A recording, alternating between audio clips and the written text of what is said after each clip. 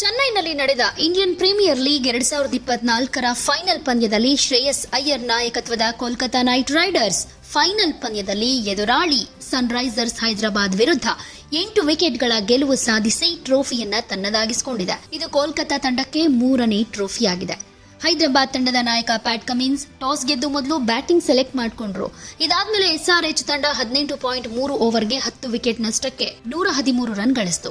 ಈ ಸುಲಭ ಗುರಿ ಬೆನ್ನಟ್ಟಿದ KKR ತಂಡ 10.3 ಓವರ್ಗೆನೆ 2 ವಿಕೆಟ್ ಕಳೆದುಕೊಂಡು 114 ರನ್ ಗಳಿಸುವ ಮೂಲಕ ಭರ್ಜರಿ 8 ವಿಕೆಟ್ಗಳ ಗೆಲುವು ದಾಖಲಿಸಿತು.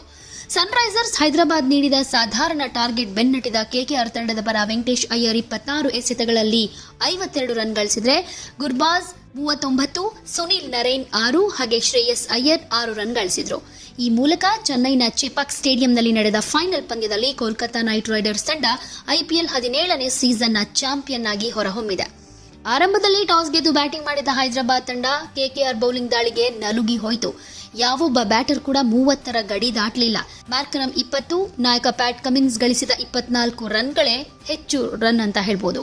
ಅಭಿಷೇಕ್ ಶರ್ಮಾ 2, ಟ್ರಾವಿಸ್ ಹೆಡ್ 0, ರಾಹುಲ್ ತ್ರಿಪಾಠಿ 9, ನಿತೀಶ್ ರೆಡ್ಡಿ 13 ಸೇರಿದ ಹಾಗೆ ಬಹುತೇಕ ಬ್ಯಾಟರ್ಗಳು ಪೆವಿಲಿಯನ್ ಪರೇಡ್ ನಡೆಸಿದ್ರು.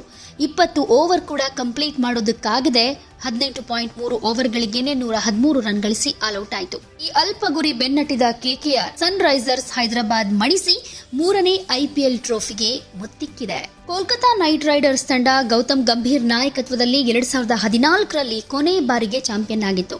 ಈಗ ಬರೋಬ್ಬರಿ 10 ವರ್ಷಗಳಾದ್ಮೇಲೆ ಗಂಭೀರ್ ಮಾರ್ಗದರ್ಶನದಲ್ಲಿ KKR ತಂಡ ಮತ್ತೊಮ್ಮೆ ಚಾಂಪಿಯನ್ ಪಟ್ಟ ಅಲಂಕರಿಸುವಲ್ಲಿ ಯಶಸ್ವಿಯಾಗಿದೆ. ಹಾಗೆ ಇಂಡಿಯನ್ ಪ್ರೀಮಿಯರ್ ಲೀಗ್ ಟೂರ್ನಿಯಲ್ಲಿ ತಂಡವನ್ನ ಚಾಂಪಿಯನ್ ಪಟ್ಟಕ್ಕೇರಿಸಿದ 5ನೇ ಭಾರತೀಯ ಕ್ಯಾಪ್ಟನ್ ಅನ್ನೋ ಹಿರಿಮೆಗೆ ಶ್ರೇಯಸ್ ಅಯ್ಯರ್ ಪಾತ್ರರಾಗಿದ್ದಾರೆ. ಈ ಮೊದಲು MS ಧೋನಿ, ರೋಹಿತ್ ಶರ್ಮಾ, ಗೌತಮ್ ಗಂಭೀರ್ ಹಾಗೆ ಹಾರ್ದಿಕ್ ಪಾಂಡ್ಯ ನಾಯಕರಾಗಿ ತಮ್ಮ ತಂಡವನ್ನ ಚಾಂಪಿಯನ್ ಪಟ್ಟಕ್ಕೇರಿಸಿದ್ರು. ಈಗ ಈ ಸಾಲಿಗೆ ಶ್ರೇಯಸ್ ಅಯ್ಯರ್ ಸೇರ್ಕೊಂಡಿದ್ದಾರೆ.